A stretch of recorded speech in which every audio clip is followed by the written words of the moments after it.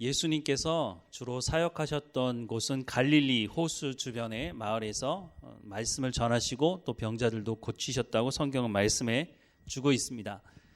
그 당시 갈릴리 지역은 예루살렘의 입장에서 보자면 시골이었습니다. 갈릴리 시골에서 무슨 선한 것이 나겠느냐라는 생각을 사람들이 하고 있었죠. 그런데 예수님이라는 분이 나타나셔서 많은 병자들을 고치시고 하나님의 말씀을 전하면서 많은 사람들이 예수님께 모여들기 시작을 했습니다. 이런 소식을 예루살렘에 있는 사람들도 듣기 시작했지만 갈릴리에서 무슨 대단한 일이 있겠어? 라고 생각을 했는데 갈수록 많은 사람들이 예수님께 모이기 시작하자 예루살렘에 있는 사람들 중에 특별히 바리새인들이나 서기관들이 여기에 특별한 관심을 가지면서 사람들을 갈릴리 지역으로 보내기 시작했습니다. 그런데 지금도 마찬가지겠지만 서울중앙정부에서 지방에 무슨 일이 있을 때 아무나 보내겠습니까? 그 문제를 정확하게 꿰뚫어 볼 수 있는 사람들을 보내겠죠. 그러니까 바리새인들 중에 바리새인, 서기관들 중에 서기관들을 아마 뽑아서 예루살렘에서 갈릴리로 보냈을 것입니다. 앞서 말씀을 드렸지만 갈릴리는 그 당시에 시골이었습니다. 그냥 시골이 아니라 예루살렘 사람들 입장에서는 별로 이렇게 눈여겨보지 않는 어떻게 보면 천대받는 지역이었다는 것입니다. 성경에도 이런 부분이 나오는데요. 사도행전 2장에 보면 성령 강림 사건이 일어나고 난 이후에 여러 지역에서 온 사람들이 각 언어가 다른 사람들이 성령 세례를 받은 사람들의 그 말을 듣는데 자기들의 언어로 들었다고 성경은 말씀하고 있습니다. 그때 그 사람들이 뭐라고 말하느냐면 저 사람들은 갈릴리 사람들이 아니냐? 그런데 어떻게 우리가 우리 언어로 알아들을 수 있는 말로 저 사람들이 하느냐? 그런 말을 합니다. 여기서 저 사람들은 갈릴리 사람들이 아니냐라고 말하는 것은 우리도 전라도 사람, 충청도 사람, 경상도 사람이 억양이 다르지 않습니까? 그러니까 갈릴리 지역 사람들이 쓰는 특유한 억양이 있어서 그래서 갈릴리 사람이라고 알았는데 갈릴리 지역 출신 사람들이라고 이렇게 말한 것이 아니라 갈릴리 사람들이 아니냐라고 하는 말은 당시 얘기로 하자면 야, 갈릴리 사람들은 못 배운 사람들 아니야? 이렇게 어떻게 보면 낮춰버리고 부르고 멸시하는 말로 사용했다는 그런 말이었습니다. 그러니까 배우지 못한 사람들이 어떻게 우리가 알아들을 수 있는 언어를 어디서 배워서 이렇게 말하느냐 이렇게 조롱조롱 처음에는 말한 것이죠.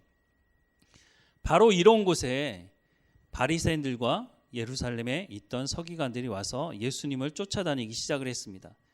그런데 어느 날 제자들이 손을 씻지 않고 떡을 먹는 장면을 보게 됐습니다. 그 장면을 보고 이 사람들 속으로 생각하기를 그러면 그렇지 배우지 못한 것들 이러면서 무시하는 마음을 가졌다는 것입니다. 왜냐하면 그 당시 사람들은 손을 씻고 음식을 먹도록 하는 규정이 있었기 때문에 그 규정을 지켜야 한다고 생각을 했기 때문입니다. 그런데 이 규정이 그러면 어디로부터 나왔느냐? 구약시대 보면 제사장들이 제사를 드리면서 제물을 손으로 날라야 되는데 손으로 제물을 나르다 보면 손에 피가 묻지 않겠습니까? 그 피가 묻은 상태로 성막에 들어가서 제사를 계속 집례하다 보면 성막 안이 어떻게 되겠습니까? 피 냄새도 진동하고 피자국이 여기저기 묻어 있겠죠. 그래서 제사법에 보면 성막에 들어가기 전에 손을 씻고 들어갈 수 있도록 규정을 해놓았습니다. 그런데 이것을 가져다가 이 열심히 특심한 유대인들이 어떻게 했느냐? 그거는 제사법에 쓰는 거고 그러면 우리 일상생활에 어떻게 적용할까라고 하다가 너무 열심히 특심하다 보니까 그러면 음식을 먹기 전에 손을 씻어야 되겠다라고 하는 규정을 만들게 된 겁니다. 물론 음식을 먹기 전에 손을 씻으면 위생에 좋겠죠. 그런데 하나님께서 말씀하지도 않은 것을 만들어 놓고 나중에 시간에 가서는 하나님의 말씀은 온데간데 없고 자신들이 말하는 규정을 지키는 것이 바로 하나님의 말씀을 지키는 것이다 라고 할 정도까지 돼버렸다는 것입니다. 그래서 예수님께서 뭐라고 말씀하시냐면 마가복음 7장 6절과 8절 말씀해 보면 이르시되 이사야가 너희 외식하는 자에 대하여 잘 예언하였도다. 기록하였으되 이 백성이 입술로는 나를 공경하되 마음은 내게서 멀도다. 사람의 계명으로 교훈을 삼아 가르치니 나를 헛되이 경배하는도다 하였느니라. 너희가 하나님의 계명을 버리고 사람의 전통을 지키느니라 라고 말씀하고 있습니다. 제사법은 하나님께서 정하신 것이지만 손을 씻고 음식을 먹는 것은 자기들이 만든 전통입니다. 그런데 어떻게 했다고요? 하나님의 계명을 버리고 사람의 전통을 따르는 일이 벌어졌다고 말씀하고 있습니다. 하나님의 말씀을 따라 살겠다고 하는 열심을 내는 것은 중요하다고 생각합니다. 그런데 과도한 열심을 내어서 하나님께서 말씀하지 않으신 것들을 만들어 놓고 그것을 지키는 것이 하나님의 말씀을 지키는 것이다 라고 하는 정도까지 와 있으니 예수님께서 이사야서 말씀을 인용하면서 너희가 잘못된 것을 따른다고 말씀하고 있는 것입니다. 로마서 2장 21절부터 24절 말씀에 보면 그러면 다른 사람을 가르치는 내가 내 자신을 가르치지 아니하느냐. 여기서 말하는 너는 유대인들을 말합니다. 도둑질하지 말라 선포하는 내가 도둑질하느냐. 간음하지 말라 말하는 내가 간음하느냐. 우상을 가증히 여기는 내가 신전 물건을 도둑질하느냐. 율법을 자랑하는 내가 율법을 범함으로 하나님을 욕되게 하느냐라고 말씀을 하고 있습니다. 바리새인들을 향해서 특별히 예수님께서 하시는 말씀이죠. 바리새인들은 사람들 앞에서 칭찬 듣기를 즐겨하는 사람들이었습니다. 그래서 시장 거리에 가서 큰 소리로 하나님의 말씀을 암송하기도 했죠. 그런데 예수님께서 하시는 말씀은 너희 때문에 하나님이 모독을 받게 된다. 왜냐하면 도둑질하지 말라고 가르치는 건 맞죠. 그런데 왜 너희가 도둑질을 하느냐는 겁니다. 우상을 숭배하지 말라고 말하면서 너희는 왜 신전에 있는 것들을 도둑질하느냐라고 말씀하고 있는 거죠. 그래서 24절에 보면 기록된 바와 같이 하나님의 이름이 너희 때문에 이방인 중에서 모독을 받는도다라고 말씀합니다. 하나님의 말씀을 맡은 사람들은 맞습니다. 그리고 이 사람들이 하나님의 말씀을 가르친 것도 맞았습니다. 그런데 가르친 대로 자신들이 삶을 살지 않으니 세상 사람들이 손가락질을 하는데 그 사람들을 향해 손가락질을 하는 것이 아니라 그 사람들이 전하는 하나님을 믿지 않고 오히려 모독하는 일이 벌어졌다고 말씀하고 있는 것입니다. 이런 논쟁이 있은 이후에 예수님께서 한 가지 비유를 말씀하시는데 고르반이라고 하는 것을 말씀하십니다. 고르반이라는 말 뜻은 하나님께 드린 바 되었다. 즉 하나님께 헌신했다는 말입니다. 그런데 이 좋은 말을 가지고 어디다 적용을 했느냐면 부모님을 모시는데 적용을 했습니다. 10계명 중 제5계명이 뭡니까? 내 부모를 공경하랍니다. 그런데 이 사람들이 나는 고르반 했으니 내 부모를 섬기지 않아도 된다라고 하는 편법을 쓰기 시작했다는 겁니다. 단순히 편법을 쓴 것이 아니라 이 재물에 관련돼서 고르반 했다고 말을 합니다. 그러니까 자기 자신을 위해서 먹고 쓰고 즐기는 것은 괜찮지만 하나님께 드려졌기 때문에 부모를 섬기는 데는 쓰면 안 된다고 하는 이상한 편법을 쓰기 시작한 겁니다. 그래서 예수님께서 책망하시는 거죠. 아니 성경에 분명히 부모를 공경하라고 말씀하고 있는데 너희는 고르반이라는 제도를 만들어 놓고 그것을 악용하고 있지 않느냐? 그 말은 무슨 말일까요? 겉과 속이 다르다는 거죠. 마태복음 23장 25절부터 28절에 보면 이런 말씀을 하고 있습니다. 화 있을진저 외식하는 서기관들과 바리새인들이여 잔과 대접의 겉은 깨끗하되 그 안에는 탐욕과 방탕으로 가득하게 하는도다. 눈먼 바리새인이여 너는 먼저 안을 깨끗이 하라. 그리하면 겉도 깨끗하리라. 화 있을진저 외식하는 서기관들과 바리새인들이여 회칠한 무덤 같으니 겉으로는 아름답게 보이나 그 안에는 죽은 사람의 뼈와 모든 더러운 것이 가득하도다.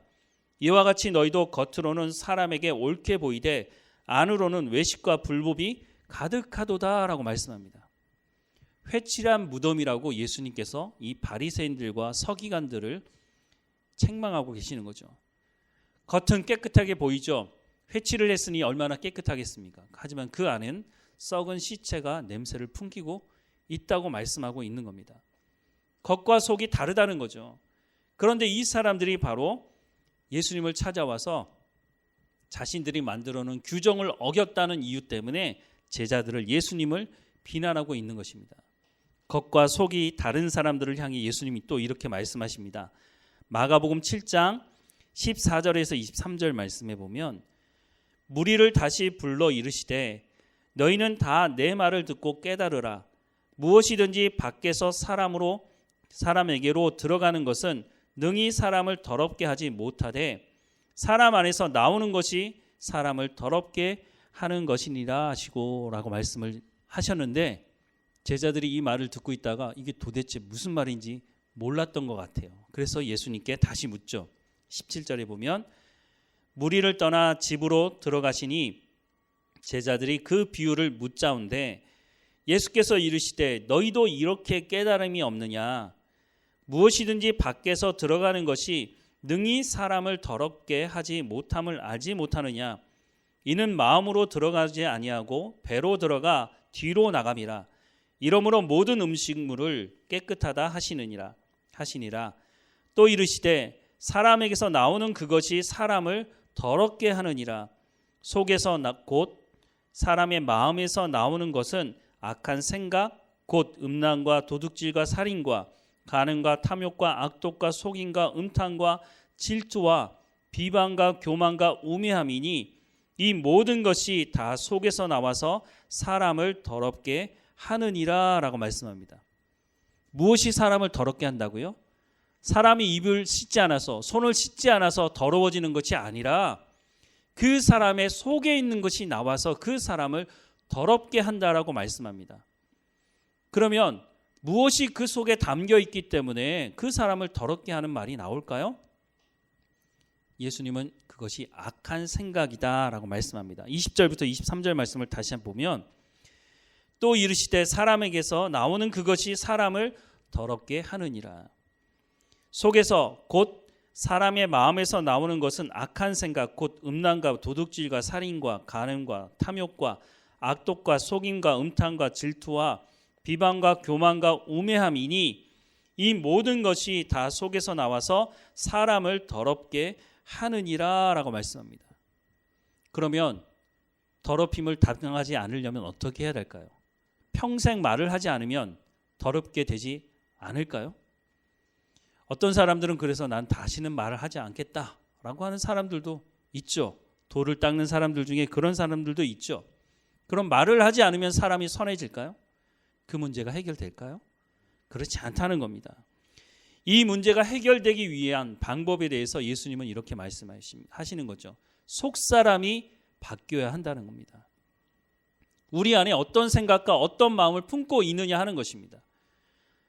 우리의 입에서 더러운 말이 나오는 것은 내 입술이 더러워서 더러운 말을 하는 것이 아니라 내 안에 더러운 생각과 잘못된 악한 생각, 탐욕적인 마음을 품고 있기 때문에 그래서 그 말이 더러운 말로 우리의 삶을 더럽힌다고 말씀해주고 있는 거죠. 에베소서 4장 22절부터 24절 말씀해 보면 너희는 유혹의 욕심을 따라 썩어져가는 구습을 따르는 옛사람을 벗어버리고 오직 너희 심령이 새롭게 되어 하나님을 따라 의와 진리의 거룩함으로 지으심을 받은 새 사람을 입으라 라고 말씀하고 있습니다. 이것이 불가능한 것이 아니라 너희 속사람이 새로워지면 너희의 입술의 말도 너희의 언어도 바뀌게 될 것이다 라고 말씀을 해주고 있는 것입니다. 그래서 예수 믿는 사람들은 옛사람의 모습을 벗어버리고 새 사람을 입으라고 말씀하고 있는데 그것은 우리의 지식까지 새로워지는 것을 말씀하고 있습니다. 즉 우리 안에 생각하는 모든 것이 새로워질 것에 대한 말씀을 해주고 있는 것이죠. 말로만 예수 믿는다고 하는 것이 아니라 조금 전에 말씀을 읽은 것처럼 하나님을 따라 의와 진리의 거룩함으로 지으심을 받은 새 사람을 입으라 라고 말씀하는 그 말씀으로 나아가라고 말씀을 해주고 있는 것입니다. 세상 사람들이 우리가 예수 믿는 것을 어떻게 알 수 있을까요? 가장 먼저 알 수 있는 것은 주일이 되면 예배하러 간다라고 하는 것을 보면 알 수 있죠. 요즘은 성경을 많이 들고 다니지 않아서 예전에 보면 주일날 예배 드리러 갈 때 꼭 성경을 들고 가지 않습니까? 그러면 주일날 특별히 성경을 들고 간다. 그러면 저 사람은 예수 믿는 사람이구나 라고 하는 것을 알 수가 있죠. 주일에 놀러 다니지 않고 주일에 하나님을 예배하러 나온다고 하는 것만으로도 어떻게 보면 저 사람은 예수 믿는 사람이구나 라고 하는 생각을 할 수가 있는 것이죠. 그런데 이것보다 더 중요한 것이 있습니다. 평소에 주일날 예배당을 찾지 않아도 평소에 저 사람이 예수 믿는 사람인지 아닌지를 알 수 있는 방법 중에 하나는 그 사람의 입에서 어떤 말이 나오느냐에 따라서 판가름할 수가 있다고 하는 것입니다. 우리는 평소에 어떤 말을 주로 하고 있습니까? 한번 잠잠히 앉아서 내가 지난 한 주간 또 하루 동안 내가 무슨 말을 했지? 내가 어떤 말을 하고 어떤 상대에게 어떻게 대우를 했지? 라고 한번 생각을 해보면 어떨까 싶습니다. 에베소서 4장 25절 말씀에 보면 그런즉 거짓을 버리고 각각 그 이웃과 더불어 참된 것을 말하라. 이는 우리가 서로 지체가 됨이라 라고 말씀을 하고 있습니다. 이 말씀은 하나님의 부르심을 받은 사람들이 어떻게 합당한 삶을 살아갈 것인가 첫 번째 말씀을 드렸던 말씀입니다. 하나님의 백성들이 어떻게 살아가야 된다고요? 참된 것을 말하라는 것입니다. 참된 것은 바로 하나님의 말씀을 말하는 것입니다. 오늘 본문 29절 말씀에도 보면 무릇 더러운 말은 너희 입 밖에도 내지 말고 오직 덕을 세우는 데 소용되는 대로 선한 말을 하여 듣는 자들에게 은혜를 끼치게 하라라고 말씀하고 있습니다. 허물과 죄로 죽었던 우리를 구원하신 전적인 하나님의 은혜를 경험한 사람들이 그 입에서 어떤 말이 나와야 할까요? 하나님의 구원을 경험했으니까 그 구원에 대한 말을 하는 것이 마땅할 것입니다. 하나님의 구원을 경험한 사람들이 불만과 불평과 탐욕의 말을 할 수는 없는 것이죠. 그래서 우리가 구원을 체험해야 하고 하나님의 말씀을 믿고 마음에 새겨야 한다고 성경은 말씀해 주고 있는 겁니다. 그렇게 되면 새롭게 되어 덕을 세우고 선한 말을 하게 된다고 말씀을 하고 있습니다. 말로 사람을 죽이기도 하고 말로 사람의 생명을 살리기도 하지 않습니까? 말 한마디로 천냥빚을 갚는다는 우리의 말도 있지 않습니까?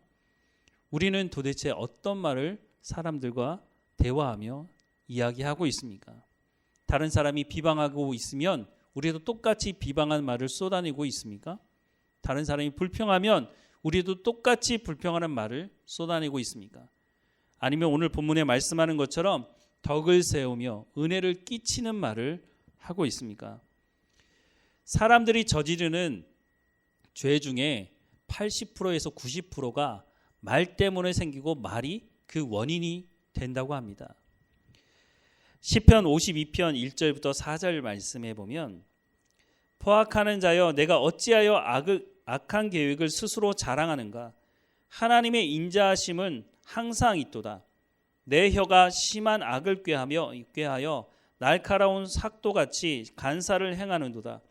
내가 선보다 악을 사랑함으로 의를 말함보다 거짓을 사랑하는도다. 간사한 혀여 너는 남을 해치는 모든 말을 좋아하는도다 라고 말하고 있습니다. 다시 한번 볼까요? 포악하는 자여 내가 어찌하여 악한 계획을 스스로 자랑하는가? 하나님의 인자하심은 항상 있도다.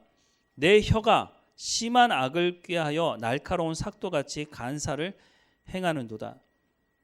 내가 선보다 악을 사랑하며, 왜 그 사람의 입에서 악한 말이 나온다고요? 선보다 악을 사랑하기 때문이라고 말합니다. 의를 말함보다 거짓을 사랑하는도다. 간사한 혀여 너는 남을 해치는 모든 말을 좋아하는도다 라고 말씀을 하고 있습니다. 그 사람 안에 악한 생각, 악한 마음이 있기 때문에 나오는 그 말이 사람을 해하는, 간사하는 말을, 사람을 이간질시키는 그런 말이 나올 수밖에 없다는 거죠. 그러면 이런 사람들은 하나님께서 어떻게 하실까요? 우리 주변에 이런 사람들을 보면 또 우리가 이런 사람들 때문에 피해를 당할 때도 있습니다. 그럴 때 화가 나기도 하죠. 하나님께 부르짖기도 하죠. 하나님, 이 일을 내가 왜 당해야 합니까? 라고 말하기도 하는 것이죠. 그런데 하나님은 이렇게 말씀하십니다. 5절 말씀에 보면 그런즉 하나님이 영원히 너를 멸하심이요 너를 붙잡아 내 장막에서 뽑아내며 살아있는 땅에서 내 뿌리를 빼시리로다라고 말씀하고 있습니다. 여기서 말하는 너는 누굴까요? 하나님의 사람들이 아니고 앞서 1절부터 4절의 말씀을 읽었던 그 악을 말하는 그 사람을 일컬어 하는 말입니다. 하나님께서 심판하시겠다고 그 뿌리를 뽑아내시겠다고 말씀하고 있는 겁니다.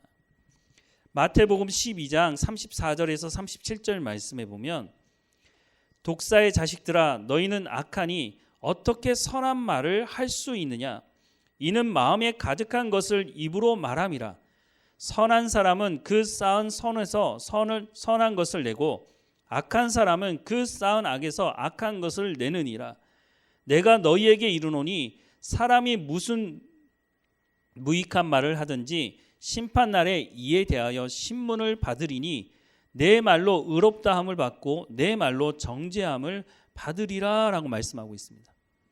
이 말씀은 예수님께서 바리새인들을 향한 말씀입니다. 겉과 속이 다른 바리새인들을 향해서 너희가 말하는 그 말을 하나님께서 들으시고 심판 때에 하나님께서 그 말을 한 대로 심판하실 것이다 라고 말씀을 하고 있다는 것입니다. 우리가 평소에 하는 그 말을 하나님께서 듣고 계신다는 거죠. 하나님을 두려워한다면 우리가 함부로 다른 사람들을 비난하거나 우리의 탐욕적인 말을 쫓아 말을 하고 그런 말로 삶을 채우지는 않을 것입니다. 하지만 문제가 한 가지 있습니다. 우리의 마음 가운데 그런 마음이 있긴 있지만 이 입술을 통제하기가 쉽지가 않다는 것입니다. 야고보서 말씀을 우리가 보겠습니다. 3장 5절부터 12절 말씀인데요. 우리 같이 한번 읽어보겠습니다. 이와 같이 혀도 작은 지체로 돼 큰 것을 자랑한도다.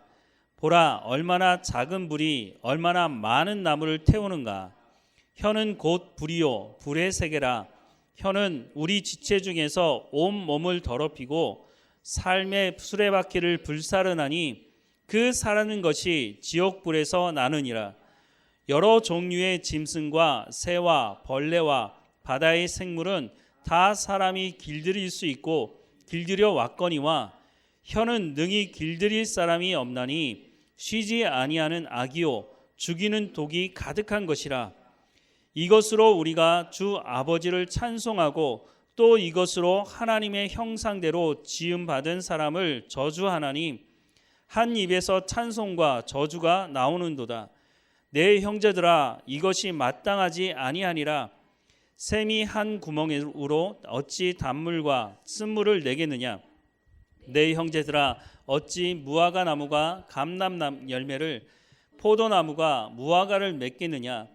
이와 같이 짠물이 단물을 내지 못하느니라. 아멘. 당장 우리만 하더라도 하나님을 찬양하고 싶고 하나님을 높이 경배하고 싶어 하는 마음이 있습니다. 그런데 삶을 살아가다 보면 우리도 모르는 사이에 우리의 입술로 다른 사람을 저주하고 다른 사람을 비난하는 말을 쏟아낼 때가 있다는 거죠. 한 입으로 쓴물과 단물을 낼 수 없는데 왜 그와 같은 일을 하느냐라고 말씀을 하고 있습니다. 이런 말씀 우리가 마음에 새기게 되죠. 하나님을 찬양하고 싶은데 나도 모르게 그렇게 합니다. 이런 일들이 반복되다 보면 절망하게 됩니다. 그리고 기도를 멈추게 됩니다. 그건 사탄이 우리에게 노리는 것이죠.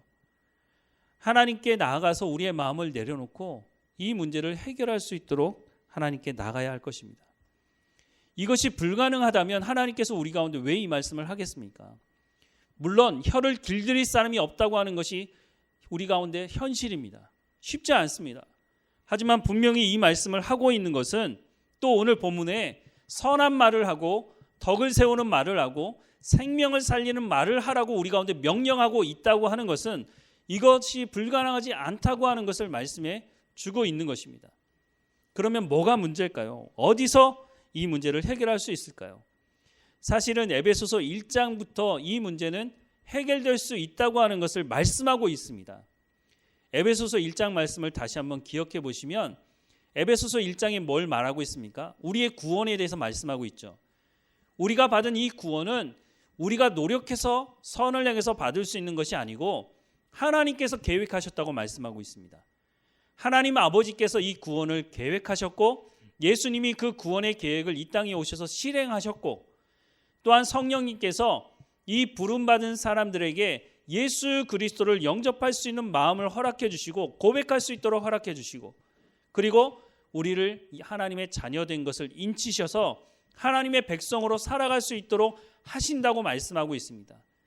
그래서 사도 바울이 이 말을 그치고 나서 하는 말이 내가 너희에게 성령이 충만히 임하기를 기도한다라고 하는 말씀을 하고 있습니다. 왜 성령의 충만함을 위해서 기도하느냐? 그 성령이 우리를 진리 가운데로 인도하고 그 진리 가운데 인도한 성령이 하나님의 말씀을 깨달아 알게 함으로 하나님을 알게 하시고, 그 하나님을 알게 하심으로 결국은 우리를 새롭게 하시는 거죠. 우리의 속사람이 새로워짐으로 말미암아 하는 것이 우리의 말이 바뀐다고 말씀하고 있는 겁니다. 그래서 덕을 위한 말을 하고 선을 위한 말을 할 수 있게 되기 때문에, 그래서 오늘 본문의 말씀에 선을 쌓는 말을 할 수 있다고 말씀을 해주고 있는 것입니다. 고린도전서 2장 10절에서 11절 말씀에 보면 이런 말씀이 있습니다. 오직 하나님이 성령으로 이것을 우리에게 보이셨으니 성령은 모든 것 곧 하나님의 깊은 것까지도 통달하시느니라. 사람의 일을 사람의 속에 있는 영 외에 누가 알리요? 이와 같이 하나님의 일도 하나님 영 외에는 아무도 알지 못하느니라 라고 말씀하고 있습니다. 그러니 성령의 충만함을 받아야 된다고 말하는 거죠. 우리가 성경을 읽기는 읽지만 그런다고 해서 하나님의 말씀을 깨달아 알 수 있는 것이 아니라는 것입니다. 하나님께서 말씀하시는 그 말씀의 의미와 목적이 무엇인지 제대로 깨닫기 위해서는 하나님의 마음을 아는 성령이 임해야 우리가 하나님 말씀을 제대로 깨달을 수 있다는 것이죠. 예수님도 말씀하셨고 사도 바울도 말하고 있는 것이, 그래서 너희가 성령을 경험하고 성령의 체험을, 또한 성령의 충만함을 경험해야 한다라고 말씀을 하고 있는 것입니다.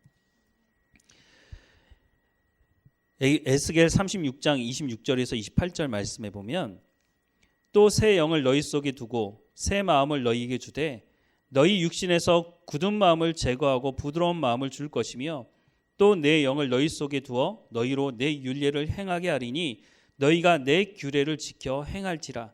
내가 너희 조상에게 준 땅에서 너희가 거주하면서 내 백성이 되고 나는 너희 하나님이 되리라 라고 말씀을 하고 있습니다. 성령이 어떻게 하신다고요? 우리가 하나님의 말씀을 지켜 행할 수 있도록 하신다고 말씀하고 있습니다. 이것은 하나님의 약속입니다. 하나님은 말씀하신 그 언약의 말씀, 약속의 말씀을 반드시 이루는 분이라고 성경은 거듭 반복해서 말씀해 주고 있습니다. 성령의 충만함을 받으라. 그러면 너희의 속사람이 새롭게 되고 너희 지식이 새롭게 되고 너희 언어가 새롭게 되고 하나님의 말씀을 지켜 행하는 삶을 살아갈 수 있게 될 것이다 라고 약속해 주고 있는 것입니다.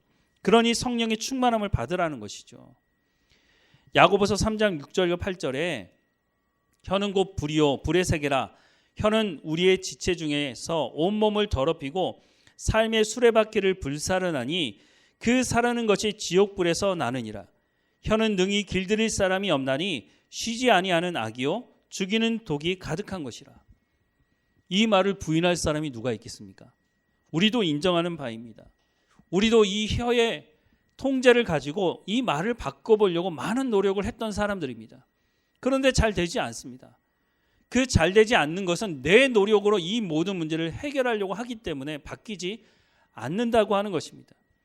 하나님께서 길을 제시해 주고 있습니다. 야고보서 1장 5절부터 8절 말씀에 보면 너희 중에 누구든지 지혜가 부족하거든 모든 사람에게 후히 주시되 꾸짖지 아니하시는 하나님께 구하라. 그리하면 주시리라. 오직 믿음으로 구하고 조금도 의심하지 말라. 의심하는 자는 마치 바람에 밀려 요동하는 바다 물결 같으니 이런 사람은 무엇이든지 주께 얻기를 생각하지 말라. 두 마음을 품어 모든 일에 정함이 없는 자로다라고 말씀합니다. 지혜가 부족하거든 어떻게 하라고요? 하나님께 구하라고 말씀하고 있습니다. 여기서 말하는 지혜는 뭘까요? 지혜는 바로 하나님의 말씀을 말하는 것입니다. 우리가 시험 당할 때 어떻게 합니까? 보통 사람들은 시험 당하면 원망하고 불평하는 것이 쏟아져 나옵니다.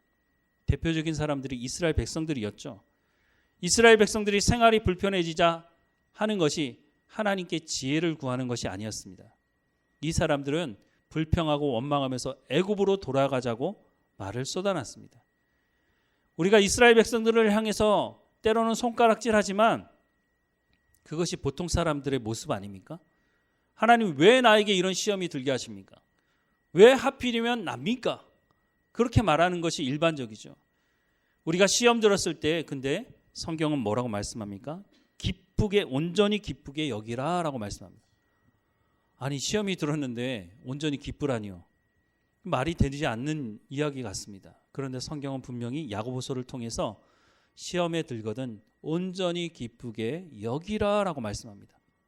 왜 온전히 기쁘게 여기라고 말할까요? 하나님을 믿는 사람들은 시험에 들 때에 가장 먼저 하나님께 엎드리게 됩니다. 때로는 이해하지 못할 때는 하나님께 원망과 불평을 할 수도 있겠죠. 하지만 그것을 깨달을 때, 하나님께서 모든 것을 주관하신다는 것을 내가 깨달을 때 하나님께 엎드리게 되는 거죠. 하나님 왜 나에게 이런 일이 벌어집니까? 질문할 수도 있죠. 그러면서 해야 되는 것이 뭐겠습니까? 하나님, 하나님의 지혜를 내 가운데 부어주십시오. 이것을 통해서 나에게 말씀하는 것이 무엇인지 내게 말씀해 주십시오. 하나님 말씀을 구하게 되는 것이죠. 위로부터 오는 지혜, 그것을 구하게 되는 것입니다. 그것을 통해서 궁극적으로는 하나님이 어떤 분이신지를 알게 되는 것이죠. 그러니까 결론에 이르러서는 시험 당하는 것이 하나님을 알아가는 길이기 때문에, 그래서 시험이 들 때 온전히 기쁘게 여기라 라고 말씀을 해주고 있는 것입니다. 야고보서 1장 22절부터 27절 말씀해 보면, 너희는 말씀을 행하는 자가 되고 듣기만 하여 자신을 속이는 자가 되지 말라. 누구든지 말씀을 듣고 행하지 아니하면 그는 거울로 자기의 생긴 얼굴을 보는 사람과 같아서 제 자신을 보고 가서 그 모습이 어떠했는지를 곧 잊어버리거니와, 자유롭게 하는 온전한 율법을 들여다보고 있는 자는 듣고 잊어버리는 자가 아니요 실천하는 자니 이 사람은 그 행하는 일에 복을 받으리라. 누구든지 스스로 경건하다 생각하며 자기의 혀를 제갈 물리지 아니하고 자기 마음을 속이면 이 사람의 경건은 헛것이라. 하나님 아버지 앞에서 정결하고 더러움이 없는 경건은 곧 고아와 과부를 그 환난 중에 돌보고 또 자기를 지켜 세상에 물들지 아니하는 그것이니라 라고 말씀합니다. 우리가 예수님을 믿는다고 한다면, 우리가 하나님의 백성이라고 한다면, 우리가 성령의 충만함을 입어서 우리의 속사람을 하나님의 말씀으로 새롭게 함으로 말만 그렇게 하는 것이 아니라 우리가 살아가는 삶의 현장에서 그 열매를 맺는 행동의 삶을 보여주어야 한다는 것입니다. 믿음이라고 하는 것은 내가 믿습니다고 해서 생기는 것이 아니라는 것입니다. 하나님의 말씀을 우리가 믿는다면 우리의 삶의 현장에 가서 그렇게 행해야 그것이 믿음이라고 말하고 있는 것입니다. 믿음 안에는 믿습니다가 아니라 그 믿음을 삶의 현장에서 행하는 행함이 포함되어져 있는 것입니다. 그런데 어떤 사람들은 믿음과 행함을 분리해서 말합니다. 믿음은 믿음이고 행함은 행함이다. 그런데 야고보서에 뭐라고 말합니까? 행함이 없는 믿음은 죽은 믿음이라고 말하고 있습니다. 말이 믿음이라고 하는 것이지 행하지 않는다면 그 믿음이 아니라는 것이죠. 죽었다면 그 살아있는 것이 아니고 끝난 것 아니겠습니까? 그래서 야고보서는 하나님의 말씀을 삶의 현장에서 행하라고 하면서 구체적인 행하는 행동 방식에 대해서 말하고 있지 않습니까? 곧 고아와 과부를 환난 중에 돌아보고 또 자기를 지켜 세속에 물들지 않는 것이라고 실제적인 삶의 행동에 대한 말씀을 해주고 있는 것입니다. 사랑하는 여러분, 우리의 속사람이 새롭게 되지 않으면 어떻게 된다고 말씀을 하고 있습니까? 우리가 앞에서 봤던 말씀 마가복음 7장 20절부터 23절 말씀을 다시 보면, 또 이르시되 사람에게 나오는 그것이 사람을 더럽게 하느니라.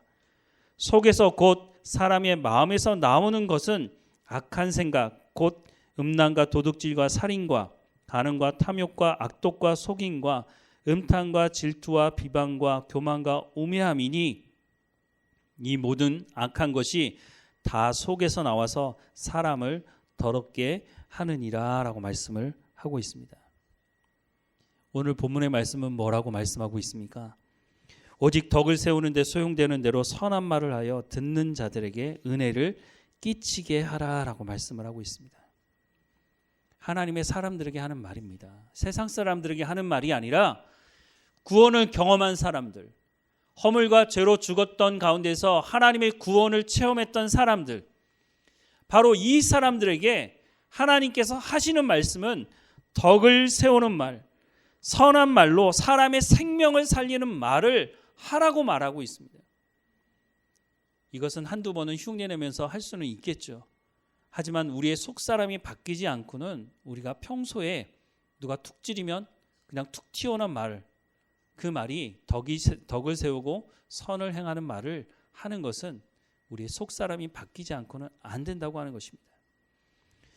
오늘 본문의 말씀을 우리가 다시 한번 읽어볼까요? 무릇 더러운 말은 너희 입 밖에도 내지 말고 오직 덕을 세우는 데 소용되는 대로 선한 말을 하여 듣는 자들에게 은혜를 끼치게 하라. 우리가 이와 같은 삶을 살아가라고 말씀해 주고 있습니다. 이게 불가능하다면 하나님 말씀하지 않으셨을 것입니다. 에베소서 1장부터 시작해서 계속해서 이것을 쌓아가고 있는 것입니다. 우리가 구원받은 백성이라면 이와 같은 삶을 살 수 있다는 것입니다. 내가 하려고 하지 말고, 그래서 1장부터 성령의 충만함을 위해서 사도 바울이 기도하고 있는 것입니다. 내 입술이니까, 내가 통제할 수 있으니까 내가 해봐야지. 안 되는 것을 너무 많이 경험해 보지 않았습니까? 이제는 내 의지를 내려놓고 하나님의 말씀으로 나를 새롭게 함으로 내 속이 새로워지면 그 새로워진 것을 통해서 덕을 세우고 선을 쌓는, 또 생명을 살리는 말을 내가 하게 될 것입니다. 그러면 우리 주변의 사람들이 우리를 찾아와서 당신은 어떻게 해서 그런 선한 말과 덕을 쌓는 말을 합니까? 생명을 살리는 말을 어떻게 할 수 있습니까? 라고 묻게 되겠죠. 그러면 그때 우리가 뭐 해야 되겠습니까?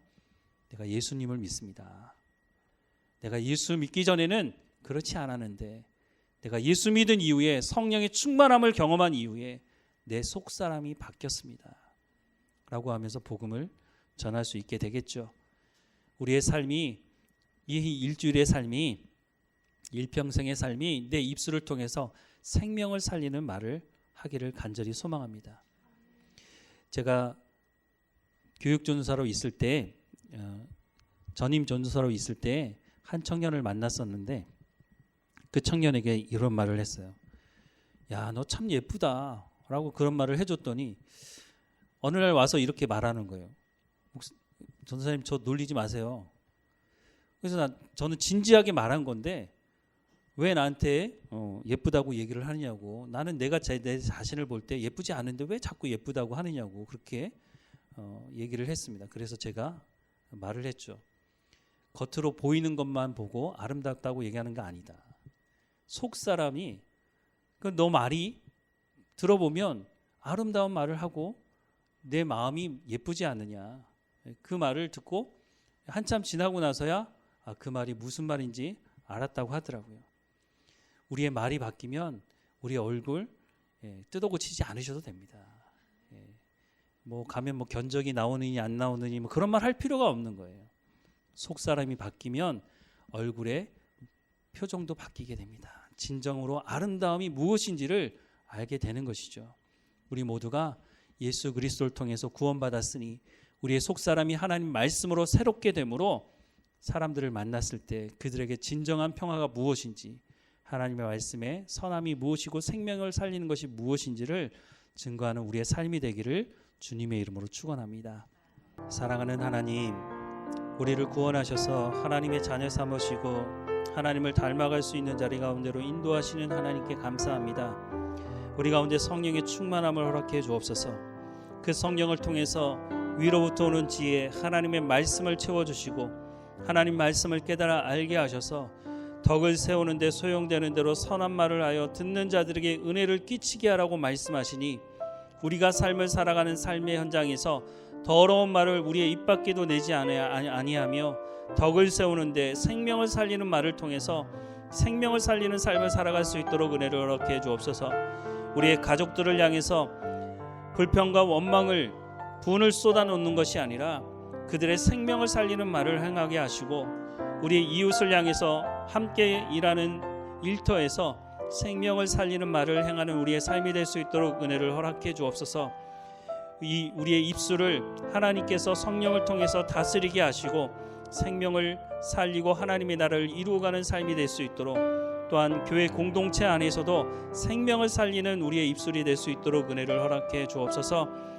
이 한 주일의 삶을 인도하시고 하나님께서 풍성한 열매를 맺게 하실 것을 기대하며 예수님의 이름으로 기도합니다. 아멘.